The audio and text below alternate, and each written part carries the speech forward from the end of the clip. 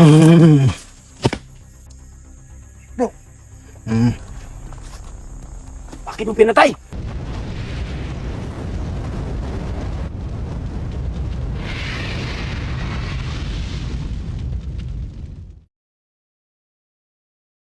Sa bundok, may isang bayani, Maxum ang adventure hunter, lumalaban sa dilim ng bundok. May armas sa kamay, puso'y matatag, hinahamon ng mga bandido, walang takot na maramdaman. Maxum! Maxum! Ang hunter.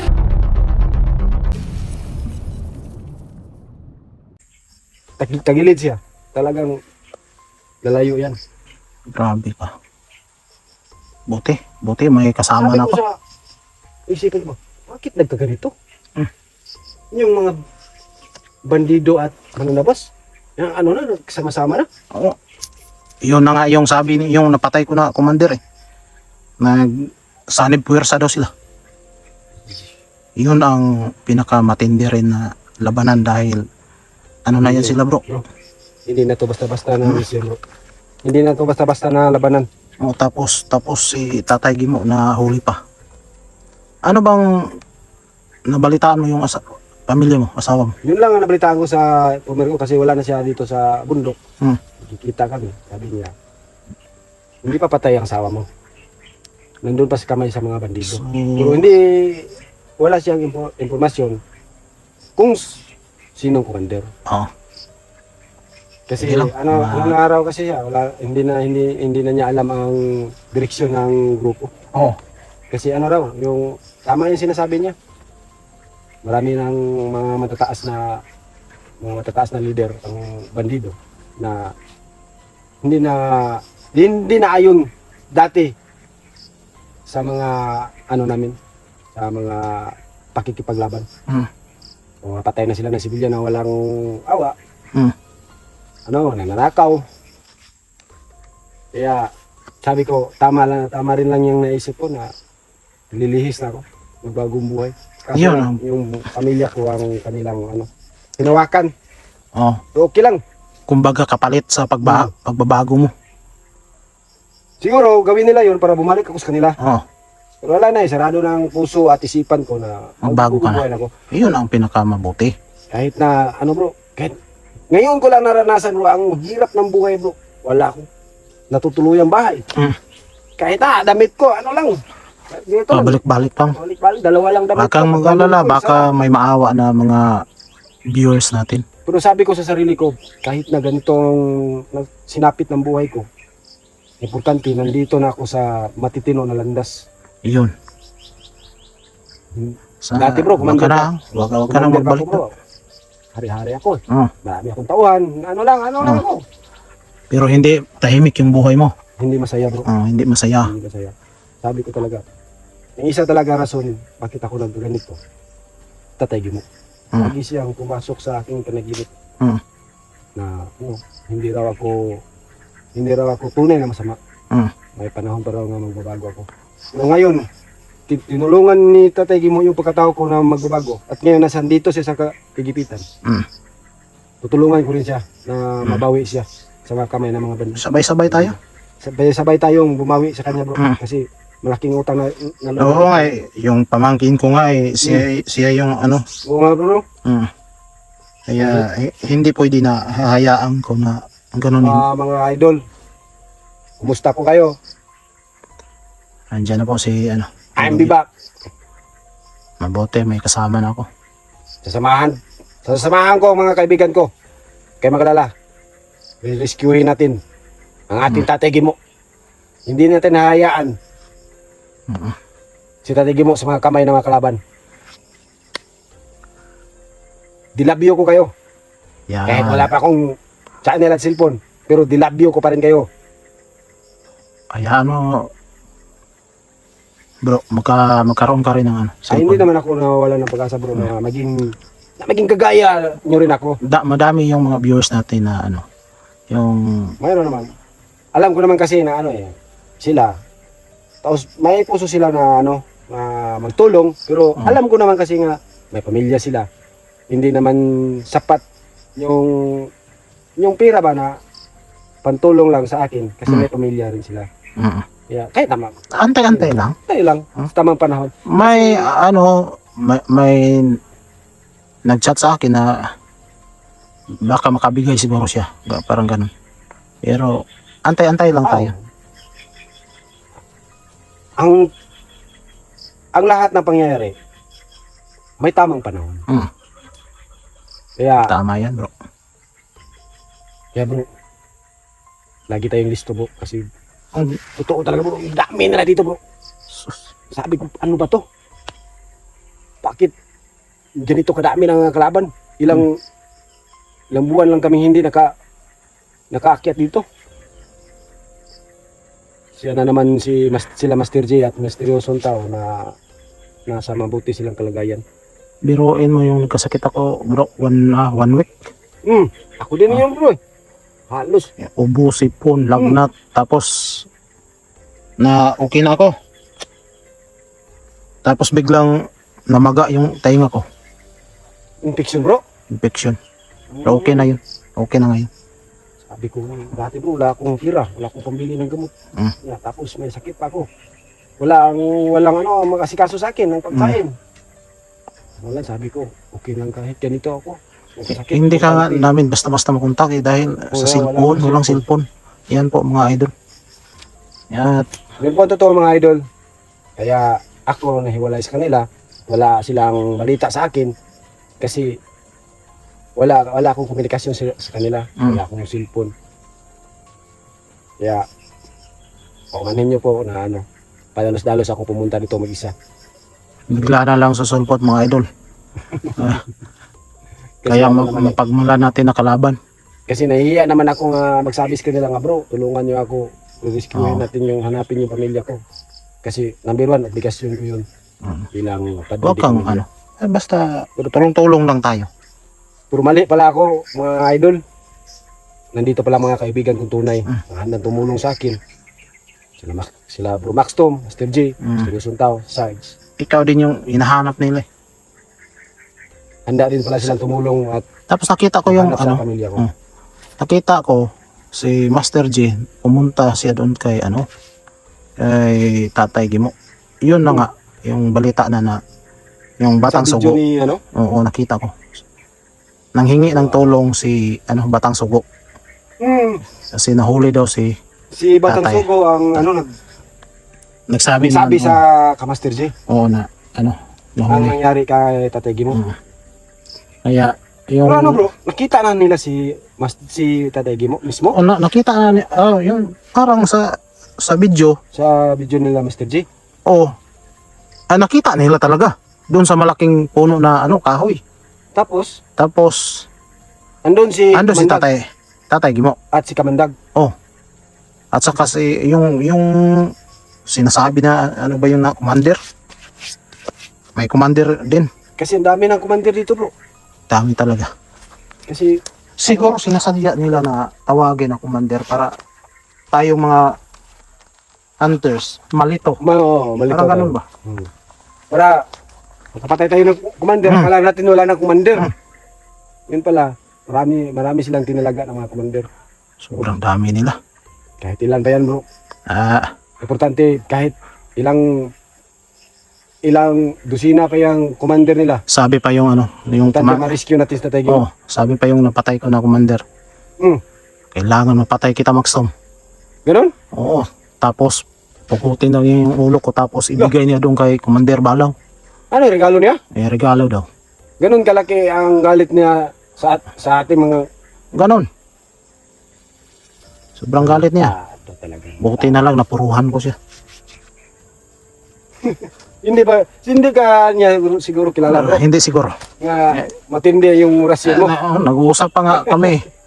Sinabayan ko siya. Kung pareho ko pala ngayon bro na kilala kita, siguro hindi yung magdalawang isip na tumakbo. Sigurado. Tingnan mo nga si Balaw. Si Balaw may araw pa rin yan. Si Balaw, yan, kilala ka na niya.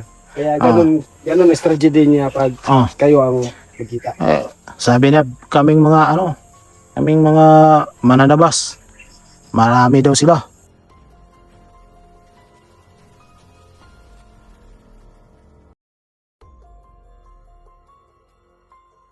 Yung ano bro, yung may jacket na pula. Oh, Ayun, naka-encuentro ko yung, iyan ang humabol sa'yo? oh, pinahabol niya ako. Putik tiil.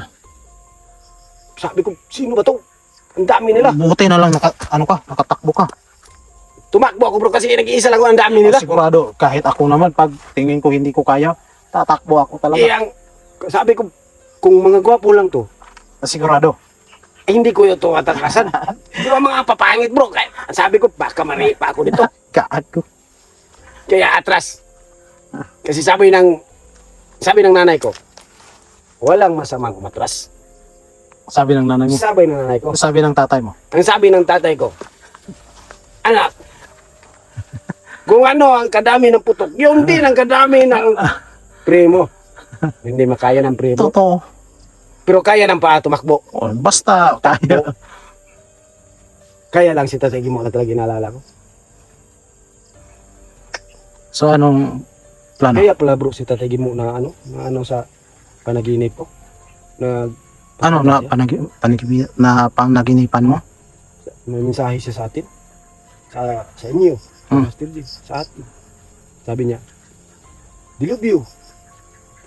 Eh, Tatay Gimo, sa panaginip ko. Hmm. Pero ano siya bro? Parang nahihirapan. At parang malapit na siyang mawawala. Sabi niya, dilubyo, pag mamamatay ako, sasabihin mo sa kanila, sa mga apo ko. Sino mga apo tayo? Kaya pala ang tawag nila sa atin, ang Apo. tawag niya sa atin, apo. Hmm. Kayo! Ano sabi niya? Kayo. Bakit tayo? Ano bang sasabihin mo? Yung lupa na bro. Lupa sabi niya. Yung lupa. Sabi ko, saan na lupa tayo? Yung tinatirahan niya sa bahay. Mm. Yung sa bahay niya ba? Oh. Yung sa bahay ko. Kung mawawalan ako, huwag niyong ibinta. Ay, hindi talaga ibita yan. Kung bakit naman po tayo nga, hindi namin maibinta yun? Kasi apo, dilubyo, yung lupa na yun, hindi yun akin. Kaya nga hindi. Kaya pala hindi pwede natin ibinta yung lupa ni Tatay Gimo, hindi pala yun sa kanya. Mapreso tayo pag ibinta. Mapriso ka. Idol, joke lang po yun. Para pawala na ba? Kaba. Pero totoo po, naawa ko sa Tatay Gimo. Kaya mga idol, rescuehin natin si Tatay Gimo. May Tulong-tulong. cellphone man ako o wala, tutulungan natin si Tatay Gimo. Kami na bahala. Pagkipaglaban sa mga masasamang tao dito sa bundok. Alam namin na kayo mga nagmamahal sa amin ay pinatrain nyo kami. Kaya salamat po. Malaking tulong po yan sa amin at sa aming pagkipaglaban. Ano bro? Proceed tayo? Proceed tayo. Baka may makarinig sa atin dito. Oo nga eh. Kasi si Dilubyo, ang daldal na. Ang daldal. Basta si Dilubyo bro, makakita na bro, kamera, mandaldal na bro. Ayan ang mas mabuti. Pag may cellphone ka na, bahala ka ng daldal. Daldal bro, no? Oo. Sade bro.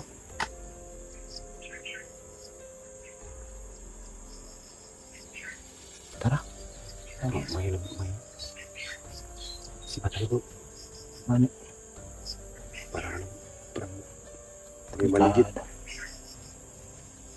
Ta?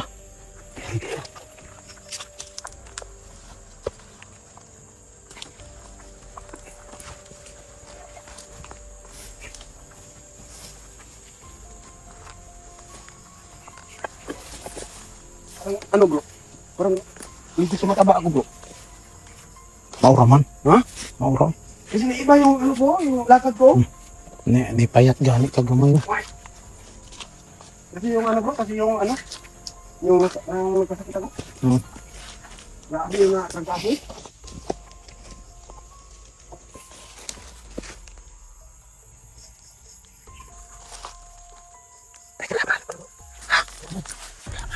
Saan?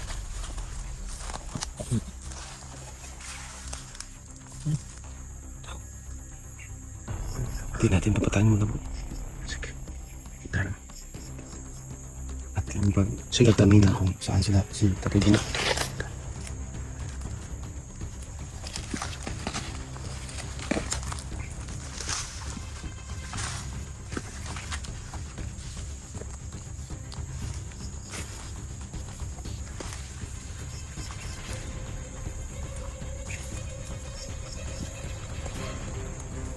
Tunggu malang. Tunggu malang. Okay. Tunggu malang. Sino ba? Lakad. Lakad. Up. Patuguan na bro. Patuguan na. Saan si Tatay Gino yun nila? Sa mani amang? Tarantado bro. Moset. Amang to. Amang mani. Amang ka ba talaga? Ayaw kumpiyansa. Ayaw kumpiyansa. Bro, amang talaga bro. Saan yung dinala sa Tatay Gino? Wala daw siya kabalo. Sign niya anak daw. Ano ang plano natin to? Alangan na mapatayin natin ito walang kalaban-laban. Baka may baril to. Kapapi. Wala bro. Bilis. So, magbago ka? Ano gusto mo? Magbabago ka? Magbabago na siya bro. Pero ayaw kumpiyansa. Yung lakad. Hindi mo ba talaga alam kung saan sa Tatay Gino yung dinala? Basta nang pa, pipi-pipi ka lang ha? Yung lakad. Ha? Ipatunga na. Bro, unahi. Mukhang mabait naman bro. Mga gani, basi na ano ni. Ano tayo sa ni? Ito mo na bro. Umihi ko na ako doon. Sige, sige. Hindi tayo. Uy! Ang talo! Bro, bakit mo pinatay? Eh, alam nga naman ikaw yung mapatay. Hindi ako papayag. Wala naman talagang bala to eh. Yun lang. Tinanggalan mo pala. Oh. Buti na lang. Tinanggalan mo. Exam mo, ano ba? Yung mabait ba talaga? Oo, Kaya hindi pala mabait bro. Mautak ka pala. Yun ang gusto ko. Yun, nakita natin ugali niya. Bandido na talaga. Sabi. Sorry. Sorry mang. Sorry na nga. Alam kasi namin mabait ka eh, kaya nagbigyan ka namin. Kaso, ano? Kaya sorry. Isang putok ka lang pero kumpiyansa ako. Kumpiyansa ako. Ay, hindi tayo. Hindi yung kumpiyansa bro, dito. Ha? Hindi yung kumpiyansa. Kailangan ni pagutan.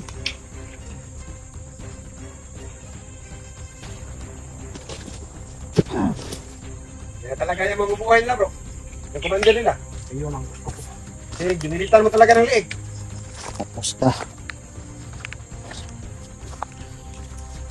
Oh, hanap tayo ng ano. Ano tayo nagkaban? Hanap tayo ng kalaban. Tingnan natin. Akala ko talaga bro, may bala bro. Oo nga eh. Isahan din ako. Yun na nga ang mabuting ginawa mo eh. Ano na bro?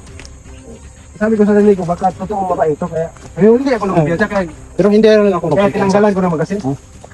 And sabi mo, magwiwi ka. Oo. Ano? Sabi ko, nilagay ko itong baril kaya kung may plano siya masama sa akin, talagang gagawin niya. Kaya plano talaga. Pahinga muna tayo siguro, no? Hindi ko, siguro. O tara mga idol, pahinga muna kami.